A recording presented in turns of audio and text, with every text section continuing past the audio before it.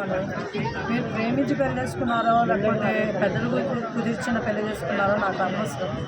ఏదేమైనా సరే చంపే హక్కు మీకు లేదు. ఫస్ట్ థింగ్ ఇదొక పాయింట్ నేను చెప్తున్నా.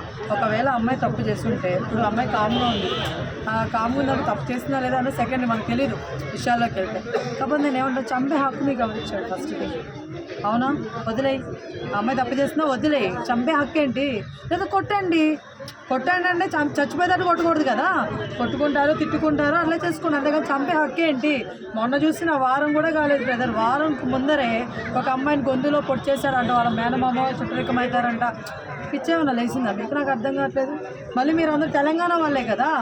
ఇప్పుడు ఏపీలో ఇలాంటి న్యూస్లు నిజం చెప్పండి, మీరు ఎవరైనా సరే ఇన్ని వింటున్నారా? చెప్పండి, వింటున్నారా? కుక్కట్పల్లి లేస్తే ఆ కుక్కట్పల్లి మనుషులు ఉంటున్నారు లేకపోతే శవాలు ఉంటున్నాయి అర్థం కావట్లేదు. దొంగలు ఉంటున్నారు, శవాలు ఉన్నారు, మర్డర్ చేసే వాళ్ళు ఉన్నారు అర్థం కావట్లేదు. భయపడుతున్నారండి. అక్కడ ఉండాలంటే భయపడుతున్నారు జనాలు. ఇవన్నీ జరగకుండా ఉండడానికి మన అంటే రాష్ట్రంలో ఏమైనా లైక్ ఆల్రెడీ తీసుకుంటున్నారండి. కాకపోతే నేను ఏమంటే లైక్ ఇప్పుడు ఎవరనేది మనం కనిపెట్టలేం కదా. ఇప్పుడు మన మధ్యనే ఒక సైకో తిరుగుతుండొచ్చు, వాళ్ళు నవ్వుతూ నార్మల్గా తిరుగుతుండొచ్చు, మనం ఎక్స్పెక్ట్ చేయలేం కదా. బట్ అక్కడ ఎవరో ఫైట్ చేస్తున్నారు. ఇప్పుడు గవర్నమెంట్ కూడా చేస్తుంటుంది. బట్ అక్కడ అమ్మాయి ఉంది లేదా అబ్బాయి ఉండొచ్చు ఆ ప్లేస్లో. ఫైట్ చేయండి అబ్బా. ఇప్పుడు అమ్మాయి ఏం చేస్తుంది? అబ్బాయి జుట్టు పట్టుకుని అనుకుంటున్నప్పుడు కామ్గా అనిపించుకోవడం. ఎందుకు అనిపించుకుంటున్నావు? నువ్వు ఒకరు తప్పు చేస్తున్నా సరే అనిపించుకోవద్దు.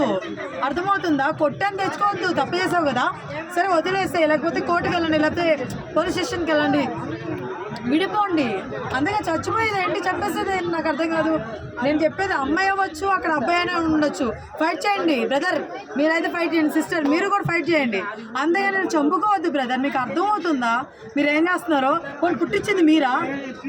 చెప్పండి, పుట్టించింది మీరా? కన్న తల్లిదండ్రులు కష్టపడి, మీకు అర్థం అవుతుందా లేదు? ఈ రోజుల్లో పిల్లలు పుట్టడానికి నానా సంఖ్యలు ఆపుతున్నారు బయట అందరూ జనాలు. ఆ విషయం మీకు అర్థమవుతుందా? కష్టపడి వాళ్ళు కని పాపము ఇంత పెంచుకొని అల్లరి ముద్దుగా ఎన్ని చేస్తే మీరేమో పుసుకుమంట గొంతులో కత్తి తింపుతారంట.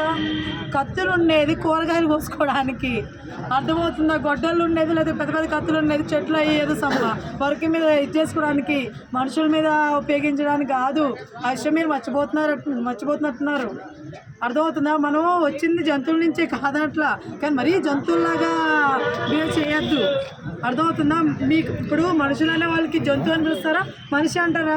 ట్యాగ్ ఏంటి? మనిషే కదా, మరి జంతువులాగా ఎందుకు ప్రవర్తిస్తున్నారు?